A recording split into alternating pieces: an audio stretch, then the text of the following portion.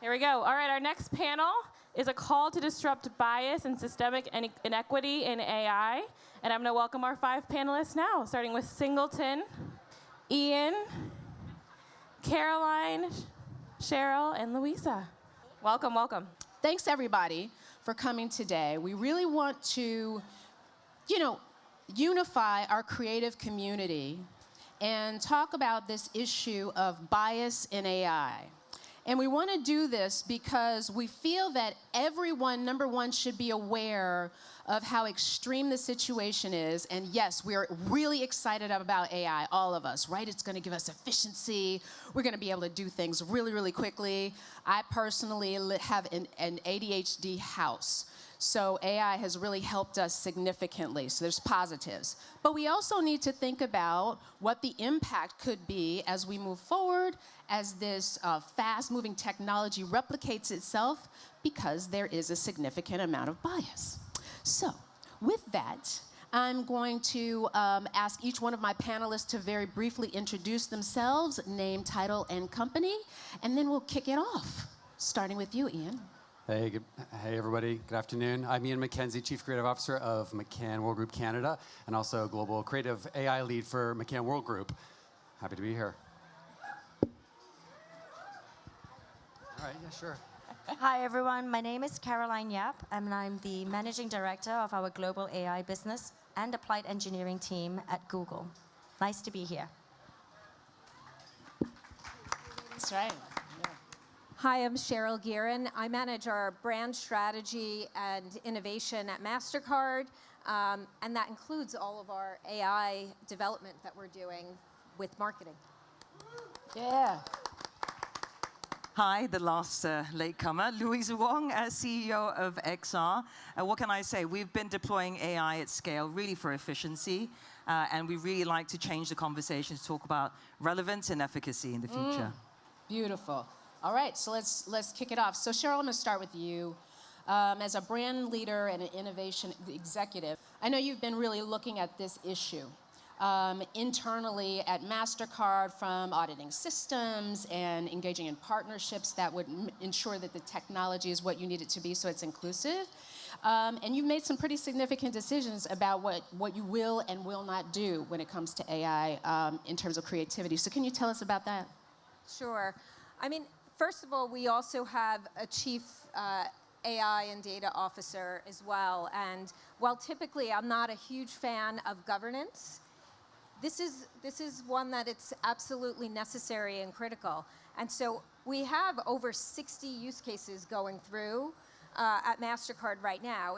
We've been using AI for over 10 years, so the AI models decide whether or not you should get approved at the point of sale or not. So it's not new to us, but Gen AI is, and the kind of applications we're building, you need to go through a governance process and ensure that you're debiasing or minimizing bias, and that it's built on top of data that is going to provide the best experience out there for everyone inclusively. And so this is a big part of doing this responsibly, doing this ethically. The second piece of this is the marketing we're doing in itself, because everybody racing to do something with Gen AI, you have to take a step back and look at your brand and how it's coming through. We're a human, authentic, genuine brand. This is who we are. We're all about priceless experiences and shared experiences with people. So the idea that we would have avatars representing who we are is not one that we would do. We don't want AI-generated imagery of people. We can do AI enhancements and things of this sort, but we need to be real and authentic on what we're doing creatively. You have to take a step back and look at your entire brand system. So in the case of voice, so we'll have these amazing chatbots, and voice, what's that voice going to be? We've gone through great lengths with our sonic branding to make sure it's relevant in every culture around the world, and it can vary. How do you do this with voice? So it's significant, and it's an overhaul and a rethink of all the brand guidelines. Wow, voice. I hadn't even thought of that. I'm still learning, and I'm so excited about all of these conversations. Now, you did mention data, and Luisa, let's talk about data in, data out. Talk about, your perspective on this conversation, first from a personal standpoint as a woman of color, but then as a CEO of a major organization, to your point, that is deploying at scale for the entire creative community. Well, actually, I was in the panel yesterday talking about this point, which is when we look at our history, there are things about our history that we need to course correct in order to rewrite our future. If you only learn from history to set standards, guess what? Those are antiquated standards. And so when I think about all the data sets that we see, in some instances, some of our clients have about 100 years worth of their creative assets in the cloud with us. So yes, we can go back to history, but sometimes, as we've seen with certain brands that have made some mistakes recently, as we've seen with Gen AI, do we really want that to be our new standard? And I think I said this to you as well. Crap in, crap out, quite frankly. If you teach it the wrong things, it's going to say the wrong things. And the other anomaly that I'm also seeing is that with people writing standards, they're writing it within walled gardens. So now we're going down the self-regulation route, which I think, in a world where we actually want to have standards as society, we need to break those walled gardens down, democratize the data so that we're teaching AI collectively to the right ethical standards that we collectively humans believe is right. Woo! Can I get an amen? What? Okay. So let's talk about crap in, crap out. Ian, as the crafts person, the creative here. Now, we're going to, in a second, show a video. And you guys are going to have to really pay attention because they may be hard for you to see in the sun. Hopefully not. But talk about your personal lens on the issue of bias in AI. I know you've had some breakthrough learnings in your role doing this work with a brand, with a client. Yeah, thank you. I think the first part of your question is interesting. What's my personal experience? Because that goes to what is someone's motivation to want to work with bias in AI? And so I think it's worth talking about. I was raised by parents who were kind of lefty, bleeding heart liberals. Taught me it's okay to pay a lot of tax because it means you're going to contribute to a social safety net. It means that our most vulnerable people won't get left behind, and there'll be, some protection there. And then personally, when I met the man that I was going to end up marrying in 2002, marriage wasn't legal in Canada. So, and it was 2003 that marriage became legal. It's legal here in 2013. It became legal, and only 17% of the global population has access to equal marriage. So I think folks who have experienced marginalization are more likely to be motivated to do something about marginalization when they see it, either within their own community or in other communities.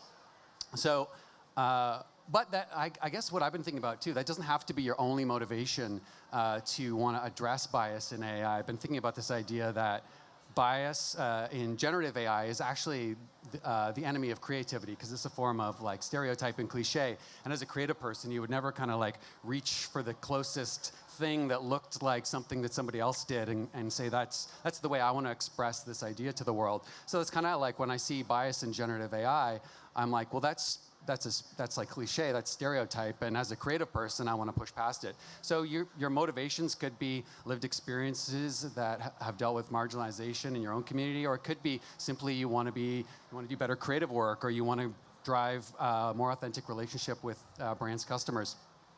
Speaking of which, we've been working with an amazing brand called Black & Abroad since 2019. They are a travel company based out of Atlanta, and they focus on redefining experiences for the modern Black traveler. We've done some really exciting work with them over the years. And we had an idea this year, which was when you go on a Black & Abroad trip, and they lead tours all over the world, and when you go on a Black & Abroad trip, they're heavily photographed. And we thought that's actually a really great resource, because part of the brand's founding is that this community is underrepresented in travel, certainly within the mainstream idea of like how travel is marketed. And they've been doing some excellent work in that regard. We thought, wow, you've got all these photos. What if we could take those photos and use Gen AI to create marketing that showed, one-to-one marketing, that showed their customers at the brand's upcoming destinations. So that's what we set out to do. We've got this rich archive of customer data. We're going to use Gen AI to create essentially digital brochures of those customers in the brand's upcoming destinations. So that's what we set out to do. Pretty simple marketing idea using just the kind of the bleeding edge of what Gen AI tools are able to do right now. But along the way, we discovered something that probably we knew was there, but this gave us a really good opportunity to really look at it square in the eye. So we've got a 2-minute video, as you indicated. Okay, so you guys, get ready for this. I know you think you know about bias in AI. I know you think you know, because I thought I knew, okay? So if you're out there and you can hear my voice, watch this video. Let's play it.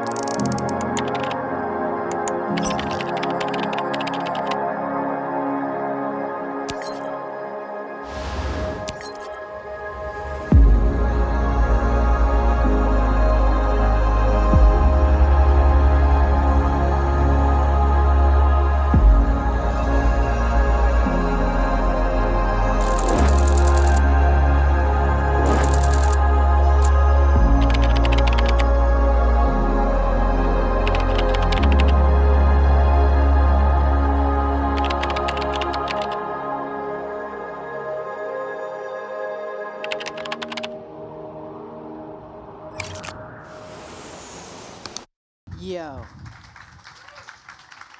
Big shout out to Black and Abroad on that one. Big shout out to Black and Abroad, also a Black-owned business, 2 young brothers doing big things. So check out Black and Abroad when you can. So y'all saw, let's just do a quick check. Let's just be clear. What you saw was an image of a Black woman. She was put into the AI system. All we asked for was to take this exact photo of this Black woman and change the background. And she became a white woman. Now, let me just say, this is why this needs to be a community-wide conversation. Because we are in the business of creativity, and the work that we do in this business influences how people in the world, all over the world, see themselves and make decisions about the people to the left and the right of them, okay? That's why we've got to get serious about this, all of us, and we've got to understand it and talk about it. Okay, so with that, let me move over to my homegirl. Caroline's question is here. Caroline, what is your point of view given the critical role you play up close to this issue? We're working off a legacy of established AI processes, databases, models, and everything else, but is there a way that we, or I guess you and your team, can do something or develop training sets to mitigate this? Can we turn it around? And how are you guiding leaders on this issue to be smarter so that we can do something to mitigate what we're already in? So, I'm Caroline. Nice to meet all of you. I am Malay, Chinese, Indian, and Portuguese, and I grew up in Malaysia. I have a British accent. I lived in the UK. I've lived on 4 continents. Point 1, because my mother lives in South Africa, but I have not lived there yet. So I think that a lot of these AI models are not very good at representing not just melanated people, but just the global South as a whole. And then China is in that area, where it's in the middle of both the North and the South, right? Hence its name of the Middle Kingdom. And then, of course, you have large populations like that of India who are also not represented by a lot of these large models today. So automatically, a lot of these things that are out there are already biased as a whole. Because if 2 of the world's largest populations and how they interact, that's being, India and China, are not in the existing data sets that are created by the global North, that's already bias. So that's one. The other thing is around cultures. So what my team does with the fact that we're in applied engineering, we're focused on meeting and seeing how our technologies are actually being used. Not just businesses and industries and personas, but the personas within all of those industries. So here we talk about creatives, there's creative folks, there's media marketers, buyers, everyone from the whole spectrum. But if we look at every single industry, we look at each role in all of those industries, from data analytics people and data scientists, all the way through to the CEO who has to interact with any of those systems and how they might want to see information. Then how do you use data, analytics, machine learning, AI, and generative AI to deliver those experiences? So that's what we do. Now to tie it back to your question. So for us at Google, we've always believed in making AI helpful for everyone. Our original motto, and it still stands today, which is to make information, the world's information, globally accessible to everyone. And part of that is to leverage AI. And to make AI helpful for everyone, we look at it in 3 ways: personal impact, societal impact, and then business impact.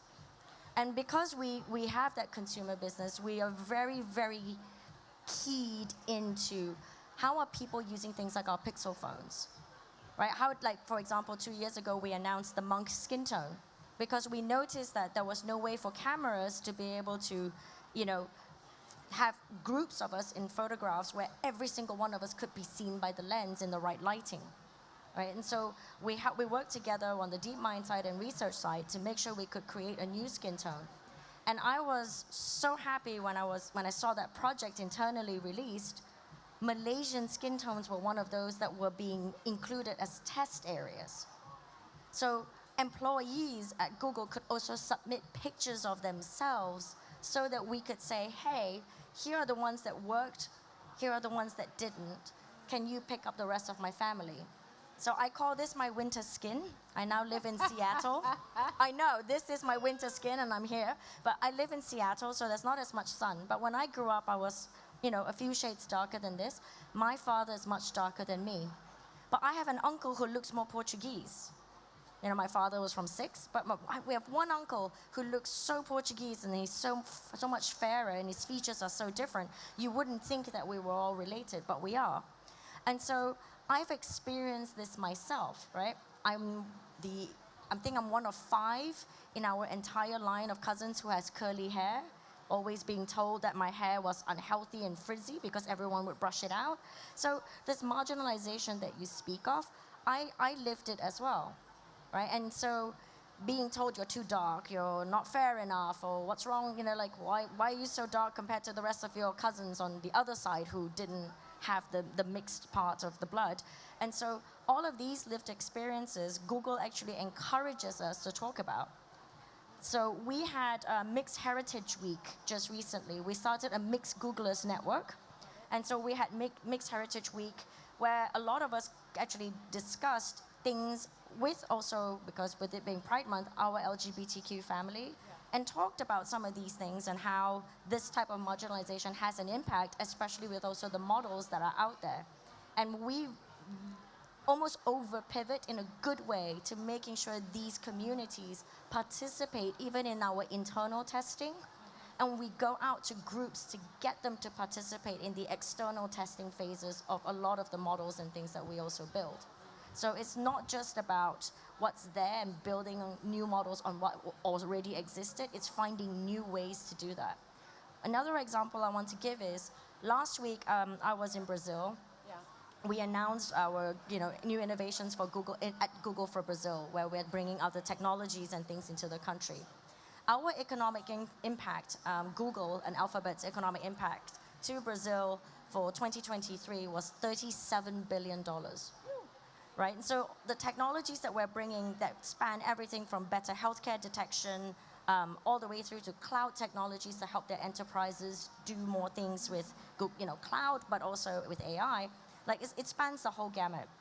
But one of the things that really, I was very excited about, and I was there to announce with the Ministry of Women, they have a Ministry of Women. There's a Ministry of Women in Brazil. In Brazil.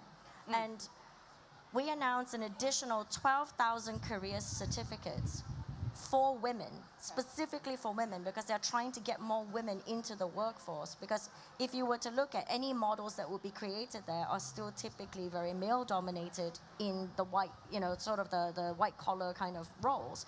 So how could we start to encourage more women into the space so that the data sets for even code generation and things like that could have women coders, because they code differently from men. And so how do we start to bring that? And so in the 12,000 certificates, the other thing we announced was AI essentials were also included in that training and now in Portuguese. So they didn't have to just try to learn the certificate and courses that were just in English, which is not their native language. But that kind of partnership, the public-private partnerships, is also how we address and try to bring in more of this different perspective and uses of the AIs so that we can avoid as much of the bias as well ourselves. And we have a feedback channel too. For if we see things that are either copyright infringement or feedback if it's a biased response or things like that, we do that. The other one I want to really talk about is on the Google Health side. Well, wait, before you get to Google Health, let me stay on partnerships for just a second. Because I want to go, since you teed that up, I want to go to you, Cheryl, for a second before we get back to this. Because you have, again, we're talking about how you need to be conscious. I think that's something that you brought through so beautifully about how we ensure participation of people beyond that small set of people that make decisions, right, about our creativity or about our systems or our data. Singleton, sorry, very quickly, I just want to say, yes. It cannot just be about race and gender. Yes. It has to 100%. be about inclusivity at scale, thinking about accessibility. Yes. Because all of this needs to drive to business outcomes. 100%. If none of this is linked, then we're all activists here with no real reason of driving this moving forward. That has to be tied to economic returns. And I think, Cheryl, you started talking about this at the beginning, right? How you make it more accessible for customers. I just had to add that in there because I love it. I don't want the crowd to think this is about data that's to do with what people look like, because I think it's so much deeper beyond that. And there is so much more that when we think about it, the impact on mental health, the impact on future generations, what they see, this is what's really important. Sorry, I didn't mean to cut in. Listen, and this needs to be a conversation, and I really hope that everybody continues this beyond this panel, just like this, in your own organizations. So thank you for doing that, because it does, the conversation of DE&I think people have forgotten how inclusion needs to be. So I think that's an important point, and it must always connect to business. Let's talk, though, about partnerships, and what I wanted to know was more about the partnership that you sought out to de-bias the data that you were using so that the work in your organization was what it needed to be. I'm going to answer that, but I'm going to comment also. Do it. This point. Because it does become, it's inclusivity by design, and it's across the board. So you know, we looked at our products and we said, you know, when we're working with the LGBTQIA plus community, we weren't able to put somebody's chosen name on a card. And we created True Name and convinced our banks to go along with us. And that's rolled out in over 50 markets around the world, hopefully more, you know, and more. Touch Card, we designed for those that are blind or low-sighted, and you know, it's put a notch system in the card so you could feel a circular for a debit card and a triangle for a credit card, and you know which card you're using, and it gives somebody their independence. Yeah. In both of those cases, we worked with experts, partners to help us through it, you know, taking a step back, knowing we don't know everything. And so with True Name, we did this with GLAD. Yep. With Touch Card, we did this with the Royal Institute of the Blind. And in the case of AI, we are right now, we look at where are the inequities happening. And in small business, there's inequities that happen. You know, the fastest growing segments that open businesses are Black and Hispanic consumers in the US, yet less than 2% of VC funding is seen. Therefore, these business owners aren't always getting the mentorship, the information that they need to run those businesses and grow those businesses. And so what we did, we've been working on small business and providing ways to help those business owners move into the digital economy. We said AI could be an interesting tool to create mentorship at scale if we could de-bias the data. Yeah. And so we started with inclusivity by design. We hired a Black-owned AI company, Create Labs, who's now part of our Start Path program at MasterCard. They're developing the models for us and with us. We created partnerships with media partners and publishers, Group Black, Blavity, Univision. So the content that's being pulled in right from the start is inclusive. And then it doesn't stop there. We're partnering with Howard University. They're doing the testing. We have a coalition of small businesses that are actually testing, because if it's not useful and it's not inclusive, it's meaningless. And so it's just an entire process that we're going through, from training the model to be inclusive from the start. Yes, yes, yes. Okay, so Louisa, let's talk about scale, doing this at scale, and then talk about the business impact and how we start to think about that. Well, I think if we think about creativity, right? What does representation look like in creativity is not just about whether the ads look like me. It's whether I've got the right storytelling. And I think often we see organizations tick boxes. Oh, I've done it. I've got a diverse cast. Box tick.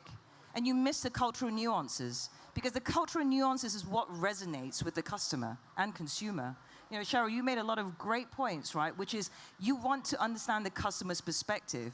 And I think a lot of creativity is designed from the perspective of the designer versus really, how are we really leveraging consumer insights? I spent 15 years, you know, of my career in media agencies and partnering with creative agencies.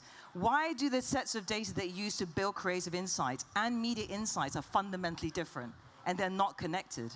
They live in two different silos.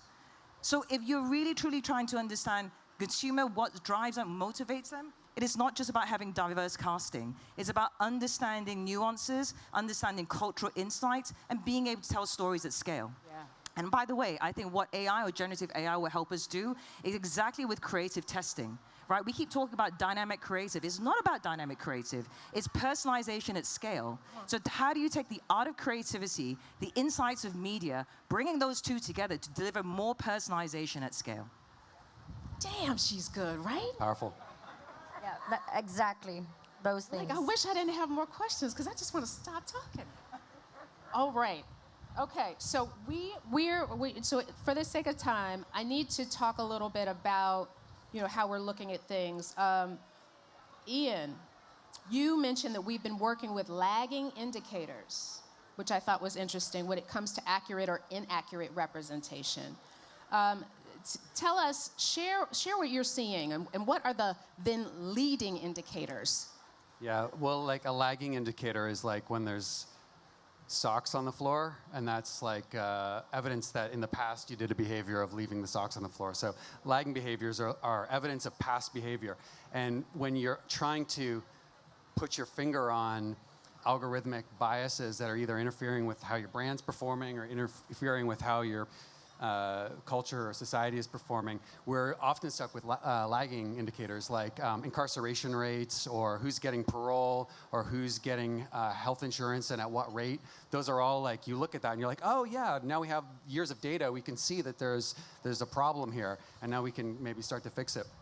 So I think the world of identifying bias in many ways has been kind of stuck in this lagging indicator space, especially in the way it intersects with data. What I'm really excited about right now is you can literally just push a button or a few buttons, a key phrase into a generative AI platform, and see what it thinks about a topic. And it's harvesting data, and we know data is biased. How could it not be? It's never not going to not be. All we can do is, and what I think that piece we showed earlier, towards the tail end of it, you see the generative AI bias reporting system we built. And I'm really excited about that. That's kind of pretty nascent still, but what it does is allows us to ask questions about systemically interrogate these systems in a way that allow us to make progress in real time, because we can see just by typing in a prompt what the bias is. I'll give you an example. If you type in, and this was, I won't name the platform because I'm not here to do that, but go to a common generative AI platform and type Indigenous person at the supermarket. The results I was getting last week were someone in full ceremonial dress walking down the supermarket, putting soup into the trolley. I'm not here to be righteously indignant about that.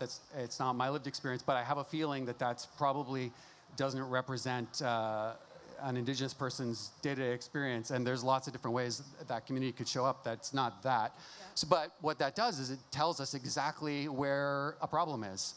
And because these systems are trained in real time, and you can inject data in real time, if you have ways to sort of see what the biases are, you can start to push in on them. And they're widespread. Another example in there was about the way obesity was being represented. I'm not sure that it's clear to a lot of people that obesity is not being well represented, and body size is not being well represented in Gen AI models. So when I say like leading indicators, it's maybe more like current indicators versus lagging indicators. We used to have to look in the rearview mirror to see how bias was being manifested through technology. At least now we can kind of look and we see it right there, and we can do something about it in real time, especially if we get all the data right and we can get it all hooked up in a machine learning cycle that can get us exponential growth. And the goal isn't that, oh, in a year it's all fixed. It's just that we have a constantly learning apparatus that can spot bias, inject a better version into the system, and learn in real time based on how people are interacting with it. I want to add to that because both, all three of my fellow panelists, right, Ian, Cheryl, and Louisa, you brought up something around the cultural nuances as well, which ties in back to what I wanted to talk about with Google Health. In March, we actually announced the HEAL framework, H-E-A-L, and you can go and look it up. And the framework was to allow people to actually test their data sets for bias, specifically for that, and how the ways to do it. And the results we published in our paper was to show that when we applied this to a dermatology data set, we found that for cancerous conditions across all demographics, race, age, skin color types, skin types, all over the world, we found that it was cancerous, perfect. It worked really well, no bias, no issues. When it came to non-cancerous conditions, we found that for the folks who were age 75 and up and of darker skin tones for non-cancerous conditions, it wasn't able to pick it up. Right? So it was doing it for other age, but it was always off. It was not as accurate as the cancerous conditions ones. which then allows you to really go, okay, that is the data set that I need to fix. And I think if there are more frameworks out there for people to actually be able to use, to do and test those things, and I love what you said, Cheryl, about the partnerships that you're having and all of that, it would really help, because I also think that a lot of people don't know how to test what they have for bias. And I think it needs to be a community effort for the indicators, like you said, so that it's not just lagging indicators anymore. It's how we would do the inclusive design and for the future setting, and not just looking at from like the history, because cultural nuances get lost so much in a lot of the content, and even in the models today. And that's HEAL. HEAL. And you Okay. can, the HEAL framework, Google Health, there's a great article about it and it explains it. So, Okay. and it can be, that framework can be used in other ways as well, not just in healthcare. HEAL, HEAL. Did everybody hear that? What'd I say? HEAL? Say it back to me. HEAL. I just want to make sure everybody's walking away, doing the things. Okay, so we've got a lightning round. We're going to talk about talent now, right? Because you know who's the people behind the curtain putting the stuff in, right? Okay, so Dr. Lee, a renowned AI researcher and author of The Worlds I See, Curiosity, Exploration, and Discovery at the Dawn of AI, he recently said this: even though it's called artificial intelligence, it's made by people. It's built by people, it's deployed by people.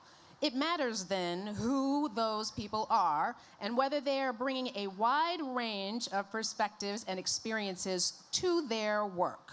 Today, AI is still a relatively homogeneous field, dominated by predominantly white male technical experts working at a handful of elite institutions, recruited from the same handful of elite universities.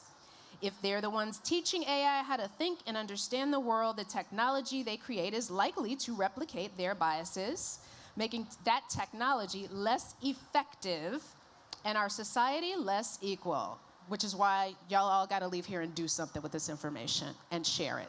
Okay, so here's the lightning round. We wanna talk about talent. First, what are your thoughts about the statement above as it pertains to the next generation of talent in this creative business? And what should we be doing as a creative community across the ecosystem that you all represent to ensure that the adoption and understanding of this technology is fully accessible to all groups of people, including those from low socioeconomic communities that are often the last to get the highest level of education? So talk a little bit about that. What should we be doing? What are your companies doing? How do you see this issue? I'm gonna start with Louisa. When you looked at me, I know I should have made you the end. well, no, you know my talk track on this, which is I was at an AI summit 2 weeks ago in New York, and 90% of the room were men. 2 women were actually hands-on keyboard that actually drove and owned AI companies. That scared the living daylights out of me, because I thought, oh my gosh, this is history repeating itself. And when you look at the elite, to your point about companies out there, what are they doing? I think it stems from that socioeconomic. There's 3 things. One, when you look at education, right? So what does our current curriculum look like? Whether it's the United States or anywhere else in the world, I don't think that the traditional ways of, 55 minutes in the classroom, the bell rings and off you go to the next task is the way. People need to be able to problem solve at scale. They need to have agile, critical thinking. These are not things that we're actually deploying at scale, even at school. That's the first part. Secondly, as we think about scholarships, right, to the point around socioeconomic, there is no equity in the way we're thinking about how we offer these opportunities from different demographics to apply for courses as such. And I think the hiring practices of companies as well, age-old is, well, if you haven't been to an Ivy League, I'm not really sure what you're doing here. And I do think that that still is taking time, and that's a work in progress that we all have a responsibility towards. The third thing is education. How do we make women aware that this is somewhere they can actually find a career in? You know, it's really funny. We were talking about, you mentioned about investors, right? Less than 2% of VC funds actually go to female-owned businesses. I know a lot of women, female entrepreneurs that have exited successfully, but do they know what to do with their money? Do they know they can actually become venture capitalists? Do they know they can be investors? They are the key, the secret to our future as I think about the balance of individuals out there being able to invest in these new companies and create opportunities. So those are my three things. There's a lot, by the way. I don't think we'll achieve it in the next 10 years, but certainly damn well, as long as I'm alive, I'm going to try and make that happen, certainly for my daughter and the future generations. Well, she said what she said. I saw you agreeing a lot with that, Cheryl. Yeah, we run a Girls for Tech program globally, and it's exactly this. It's to educate young girls so that they understand they can have a career in these tech spaces. And now AI is a giant part of that. Great. We've trained over 1 million young girls around the world in tech, and so it's getting them to pick these careers in the first place. Then we have a major recruiting effort from diverse universities and ensuring that we're getting the talent into our organization. It starts with who you hire. We have a lovely, diverse team on my digital marketing team. I have the most amazing team, you know, globally, and then, you know, we have a Black woman that is leading the small business AI chatbot for us. She's led our AI media efforts for the last 5 years, and she's taking on and leading this project. So, inclusivity by design, going back again, it's not going to happen without real thought, without real focus on making it that way. And what she's doing is educating everybody around her and us on how to do this better. And so then everybody grows, everybody learns. Yeah. And now, Caroline, I'm coming to you last for a very specific reason. Ian, what's your point of view and what do we do? Yeah, I mean, one thing we can do, and what we have been doing, is inviting cross-functionality into the pole position of how we make what we make. Especially here, it risks sounding like heresy, but I sometimes wonder that, like, a creative-led agency, does that mean that the people who are at your conference over there, all the men at your tech conference, does being a creative-led agency mean that it's that audience that's making all the decisions? I don't think that's what it should mean. I think a creative-led industry or a creative-led agency should be that creativity is the thing, cross-functionality that leads. And so when we go to, like, make a product or an ad campaign or marketing materials for our clients, we've found a lot of success with distributing decision-making accountabilities across a cross-functional team. So an experienced delivery lead who's helping us, who has accountabilities across strategy, creative, and production. And, you know, having strong technology folks in roles of decision making. So it's not just a creative person. We're all going to follow what the creative person says, because there are problems with inclusivity at creative leadership levels. I mean, it's true. It's well documented. So I just think, in a nutshell, cross-functionality, I think, gets us to more innovative products, because you're inviting more people to the table who have more lived experience. Also, I think you're distributing or maybe diffusing the chances that a bias is going to be concentrated by a specific function that has a lot of power but also has a high concentration of bias. And I just think, from an innovation standpoint, more diverse teams tend to get to more innovative outcomes. So I do think, you know, cross-functionality is a huge way forward for us in inclusion, but also in how we deliver innovation to our clients. I'll also say, and anecdotally, if there are any clients, you know, in the building, is you can put a lot of pressure on your agency simply by making sure that the teams that are showing up in boardrooms are reflective of the audiences that you're trying to reach. That can go a long way, and agencies will respond to that pressure. Ooh, he said that. Okay, so Caroline, I mean, you are the reflection of exactly what we need. I think I speak for everyone here. I'm so grateful that you chose to do what you do, that you continue to do what you do, the way that you do it, in the industry that you do it, from the seat that you sit in. So I first want to say that, because if we could have, you know, a few million of you, then I think we would be having a different conversation. So when we're talking about education and the next wave of talent, what do we do based on not only what you think we should do professionally, but what you've experienced? So I've been really lucky in my role, and by the way, thank you for saying all of that. I forget sometimes that I should take a break, because to me the mission's not over, because there's not enough of us in the room, and I mean from all communities, not just, like you said, the races and the gender, but from other communities and other countries and things like that. And so thank you for that. So I actually think that it needs to be, the education piece is really key. And part of the problem that education is also not changing is because the tools aren't being made readily available to those in the educational space. And I'm going to bring up the thing with Brazil again, only because I just came back from there. They're setting up for the G20 summit this year, and so there's a lot of things that are top of mind for them.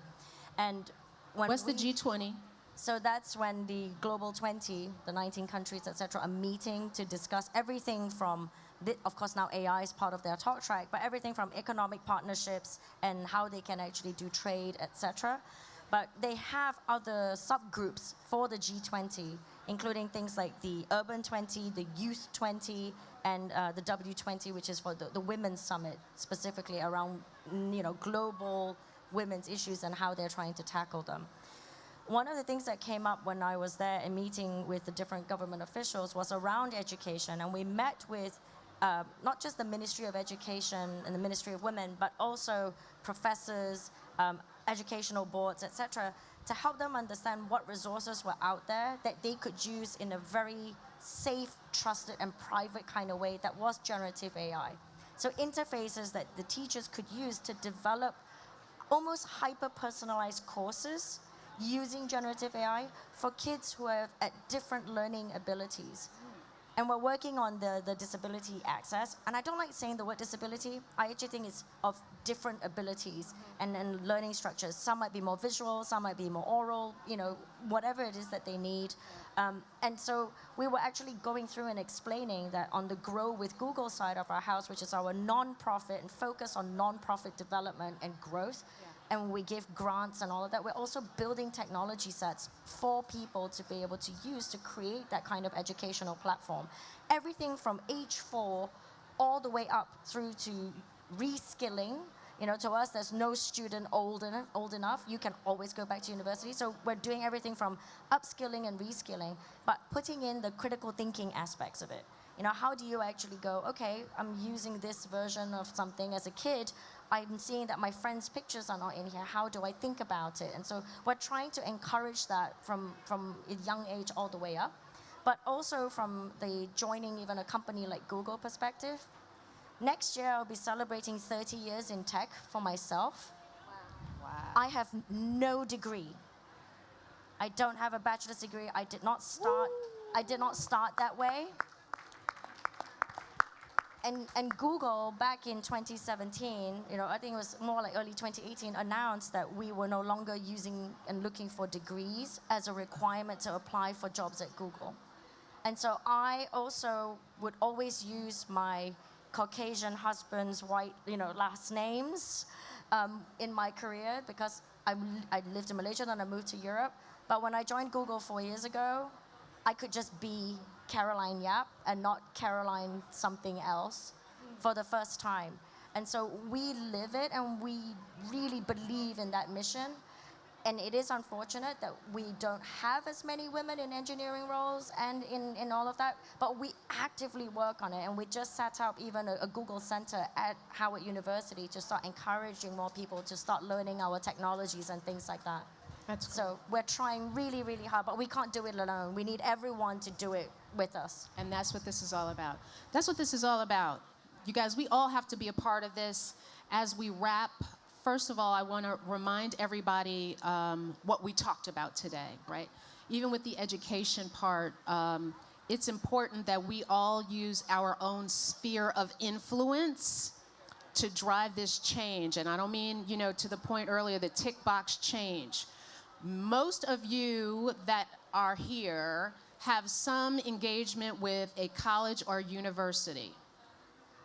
So use your sphere of influence and get involved and encourage them to use these tools, to get comfortable with these tools and teach the next generation.